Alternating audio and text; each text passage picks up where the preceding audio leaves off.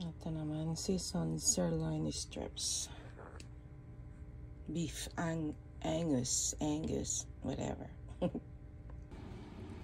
Ayun, naloto na rin ang aking beef.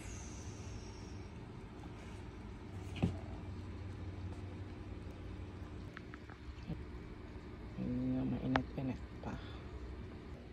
Ayun, masarap ang aking beef.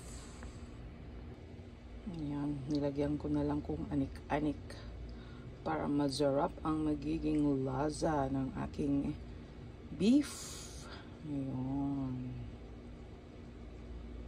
Yun, biscuit ang kapares nito. Ayun, biscuit. Yeah. Okay, so I had to put some beef on top of the pasta. Pasta rice. There you go.